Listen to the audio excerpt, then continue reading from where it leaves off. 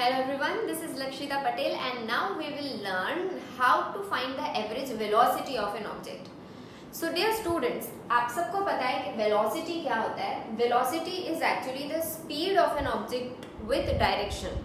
अगर कोई ऑब्जेक्ट किसी पर्टिकुलर डायरेक्शन में मूव कर रहा है तो उसकी स्पीड और उसके डायरेक्शन को कंसिडर करते हुए हम उसकी स्पीड को कहते हैं velocity, which is a vector quantity which has both magnitude and direction. अब अगर कोई ऑब्जेक्ट है, मान लीजिए कि हमारे पास एक कार है. अब ये जो कार है, now in case this car is moving with a certain velocity and there is a gradual increase in the velocity of the car. मान लिया कि ये कार चल रही है और धीरे धीरे इसमें यूनिफॉर्म इंक्रीज होता जा रहा है, तो हम इसकी एवरेज वेलोसिटी कैसे निकालेंगे? फॉर एन एग्जाम्पल, सपोज मान लेते हैं कि ये जो कार है ये अभी चल रही थी 2 मीटर्स पर सेकेंड की वेलोसिटी से.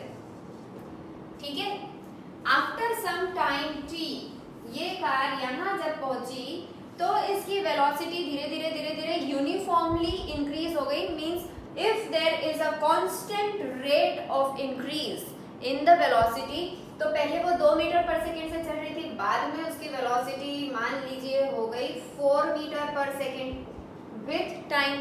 तो जो पहले वाली वेलोसिटी होती है उसको हम कहते हैं इनिशियल वेलोसिटी,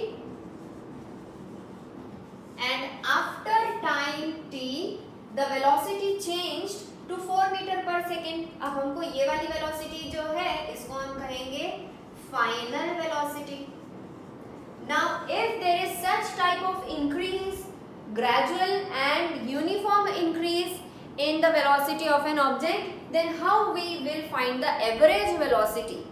तो इस केस में when the velocity of the object is changing at a uniform rate, the average velocity is given by arithmetic mean of the initial and final velocity of the object. That means to find out the average velocity, that is V average, we have to find the arithmetic mean of these two initial and final values of velocity. So average velocity is equal to initial velocity plus final velocity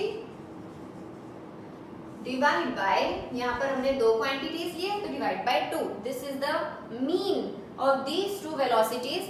तो v average is equal to initial velocity plus final velocity divide by 2. इसको हम represent कैसे करते हैं? तो v average is equal to initial velocity को अब represent करेंगे u से और फाइनल वेलोसिटी को रिप्रेजेंट करेंगे v से. Now you have to keep in mind that in this chapter motion, initial velocity जो starting पे जो velocity होती है ऑब्जेक्ट की उसको हम initial velocity कहते हैं. It is represented by small u. And after some time जो velocity change हो जाती है, कोई भी particular velocity after time t is considered as final velocity, उसको हम represent करेंगे small v से.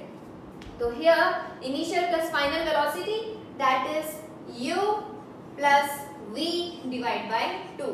So this is the formula to calculate average velocity of an object whenever there is a uniform rate in the velocity or uniform increase in the rate of velocity. Okay? Now if I use this same formula of average velocity to find out the average velocity of this example that we took, then how are we going to solve it? Just put the values of initial and final velocity in the formula and do the calculations and you will get the average velocity of this car which is moving with a uniform rate of increase, okay, in its velocity. So I am doing the calculation here that V average is equal to initial plus final velocity divided by 2. This is the formula. Now initial velocity in this case, that is u, was 2 meters per second. So we will write here 2 meters per second plus यहाँ पर initial velocity क्या, final velocity क्या थी? That is v 4 meter per second. मतलब पहले 2 थी, बाद में बढ़ के 4 मीटर पर सेकेंड हो गई. तो इसको हम बोलेंगे, यहाँ पर वैल्यू पुट करेंगे 4 meters per second divide by 2 and we'll get 4 plus 2, 6 by 2, that is 3 meters per second is our average velocity of this car, which is uniformly moving with an increase in velocity. Okay? Students, now we know how to calculate average speed of any moving object. We also know how to calculate average velocity of a moving object. We now also know what is initial velocity, what is final velocity. कोई भी object initially जिस speed से चल रहा है उसको हम कहते हैं इनिशियल वेलोसिटी, फिर कुछ टाइम के बाद उसकी वेलोसिटी में चेंज आ गया तो उस वेलोसिटी को हम बोलेंगे final velocity. Fine. Now we will solve a few numerical examples which are given in your book. Example number 8.1 and 8.2. I have written the questions for your convenience. Let us read the questions and follow me how I am solving the numericals. Fine. तो सबसे पहली technique जो हमको numerical में use करनी है वो है read the question very carefully. After reading the question, find out what information is given in the question, what are the things which are given, and then apply the formula, put the values in the formula and do the calculations. Right? So I am doing this first example 8.1 for you. An object, ध्यान से सुनना, an object travels 16 meters in 4 seconds. तो एक object है तो हम इस solution में सबसे पहले गिवन लिखेंगे that what has been given to us in the question, what are the details and information. So the object travels 16 meter in 4 seconds and then another 16 meter in 2 seconds. तो एक object है वो 16 metres travel करता है 1 second time में, फिर वो वापस से आगे और 16 मीटर ट्रैवल करता है लेकिन 2 सेकेंड्स में. Okay, this is 4 second and this is 2 seconds. अब आपके पास दो डिस्टेंसेस हैं और दो टाइम दिए हुए हैं. Then you have to find out the average speed of the object. मतलब जो इतना पाथ था, इतना जो रास्ता था, यहाँ उसकी स्पीड थी कुछ और, फिर आगे वाला जो पाथ था वहाँ उसकी स्पीड चेंज हो गई. मतलब we have two speeds here, this one speed and this one speed. आधी रोड स्पीड कुछ और थी और बाकी के आधे रास्ते स्पीड कुछ और थी. अब हमको निकालना है average speed. I told you about a formula to find out average speed. तो average speed is founded by total distance divided by total time taken. ठीक है. Now let us see what is given. S, that is distance denoted by S, is given 16 meters plus 16 meters. Okay, and time, that is T, is given 4 seconds and 2 seconds respectively. Okay, so दो distance दिए हैं और दो time दिए हुए हैं. आप इसको डिस्टेंस 1, डिस्टेंस 2 या फिर टाइम 1, टाइम 2 भी लिख सकते हो. That depends upon you. Now what is the formula of average speed? तो वी एवरेज ही रिप्रेजेंट करते हैं हम एवरेज स्पीड को भी. यहाँ फॉर्मूला था total distance traveled by the object divided by total time taken by the object to travel the distance. तो total distance कितना travel किया? 16 meters plus 16 meters. तो I will write here 16 plus 16 as total distance divide by, अच्छा ये meters में तो हम metre भी लिख लेते हैं. टाइम कितना है? Total time 4 second 2 seconds. तो we'll write here 4 plus 2 seconds. What will be the answer? हमने फॉर्मूला में सारी वैल्यू पुट कर दी. 16 plus 16 is 32 divided by 6. When 32 is divided by 6, we get the answer as 5.33. You have to do the calculation. 5.33 ये metre upon second है तो हम अभी लिखेंगे उसको metre per second. This is the average velocity of the object. Okay, please note this down in your notebook. Now let us move on to example 8.2. Question बहुत ध्यान से सुनना। हम जितने भी व्हीकल्स ड्राइव करते हैं उन सब व्हीकल्स के अंदर ओडोमीटर होता है, and you all know now very well that odometer is the device which tells us how much distance the vehicle has travelled. तो कितना डिस्टेंस, हम कितना किलोमीटर चले गए हैं, ये हमको पता पड़ता है ओडोमीटर पे देखकर। There are numbers given on the odometer and we know the reading of the distance that we have traveled. So here in this case, odometer of a car is given which reads 2000 kilometer at start of the trip.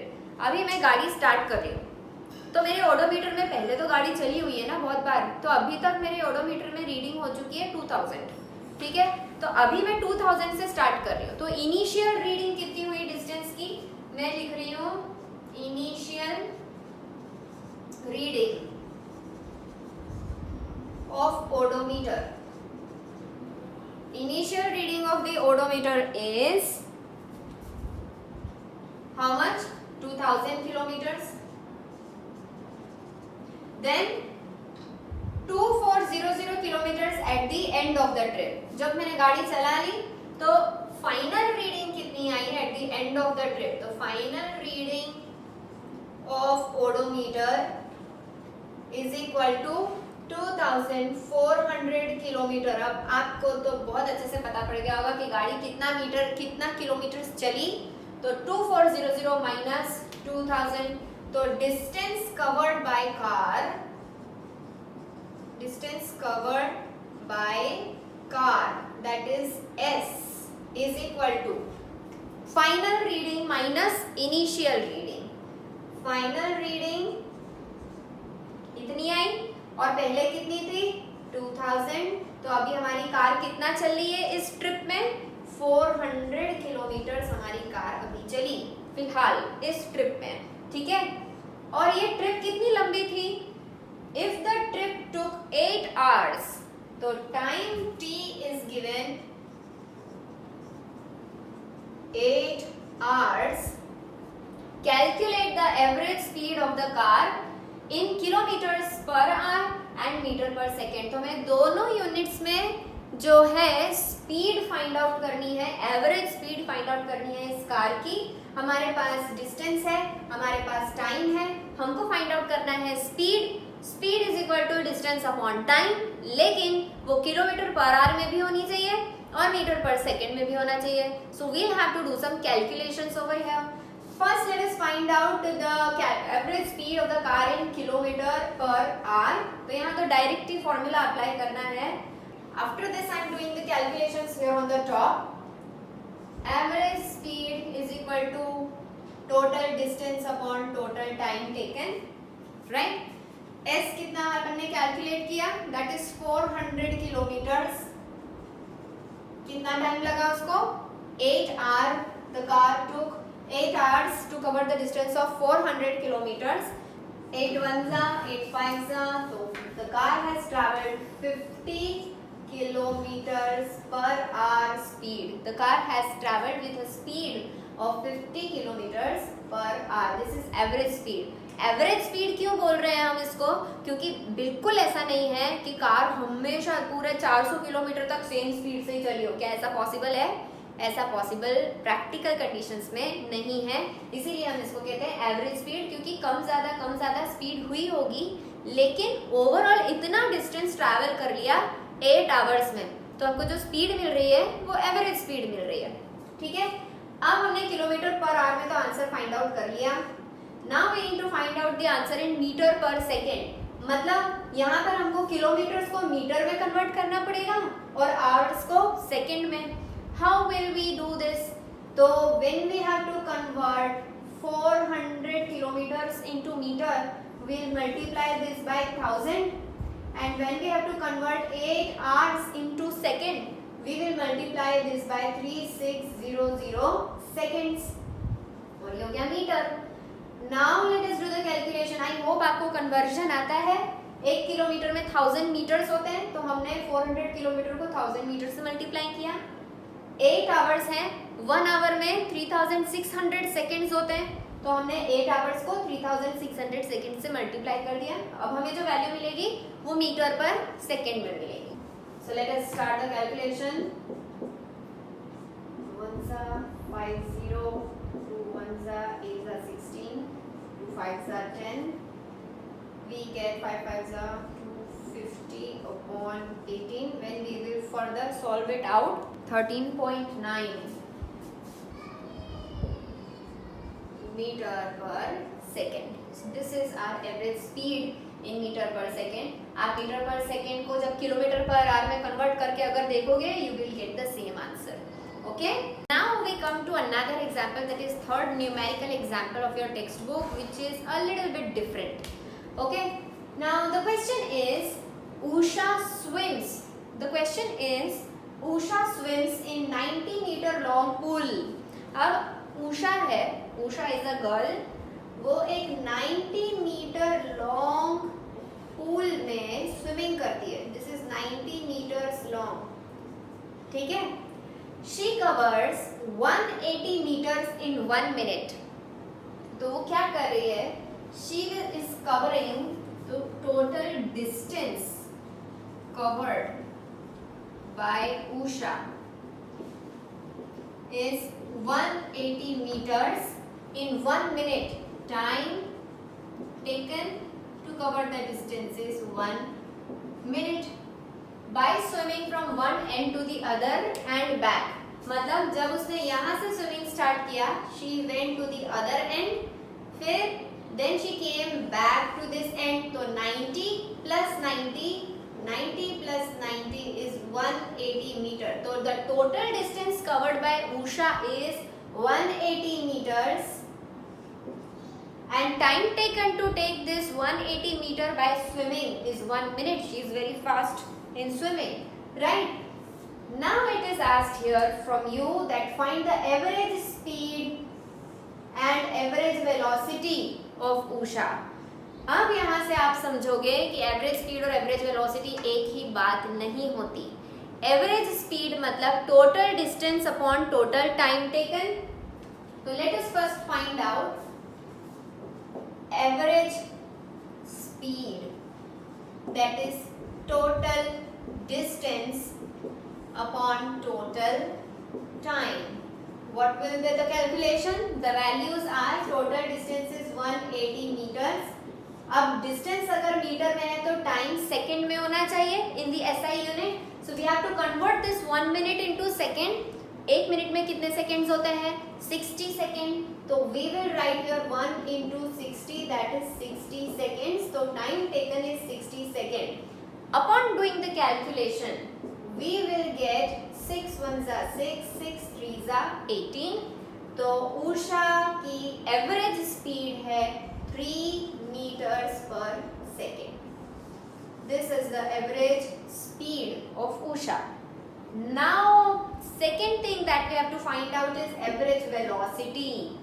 अब एक नई चीज आप यहाँ पर हमेशा याद रखना, समझ लो कि जब भी हम स्पीड कैलकुलेट करते हैं हम डिस्टेंस को कंसीडर करते हैं. जब भी हम वेलोसिटी कैलकुलेट करेंगे हम डिस्प्लेसमेंट कंसीडर करेंगे. Because speed and distance both are scalar quantities. इनमें हमें किसी तरह का डायरेक्शन कंसीडर नहीं करना पड़ता. लेकिन जब हम वेलोसिटी की बात करते हैं तो उसमें डायरेक्शन कंसीडर करना पड़ता है कि वेलोसिटी बढ़ रही है या घट रही है, तो पॉजिटिव आएगा या नेगेटिव आएगी वैल्यू. ये बहुत इंपॉर्टेंट बात है. तो वेलोसिटी में हमें डायरेक्शन कंसीडर करना पड़ता है, और अगर वेलोसिटी की बात कर रहे हैं तो हम डिस्टेंस नहीं कंसीडर कर सकते, हमें डिस्प्लेसमेंट कंसीडर करना पड़ता है. Because displacement is the distance travelled with direction. तो both these quantities are vector quantities. तो अब आप हमेशा याद रखोगे कि जब speed find out करनी है we will take distance upon time.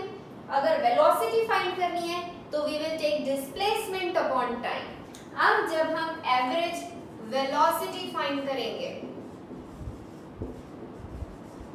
तो आपको फॉर्मूला मिलेगा total displacement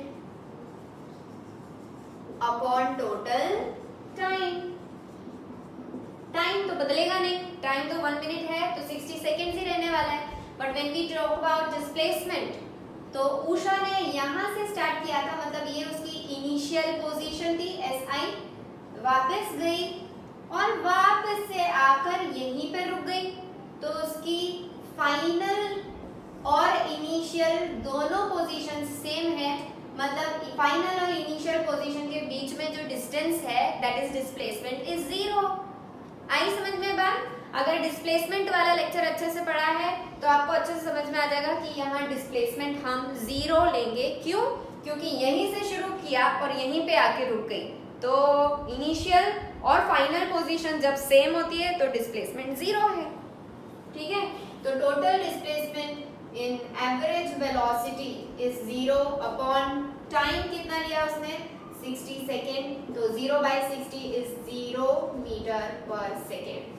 So the velocity in this case is 0 meter per second, but the speed in the same case is 3 meters per second.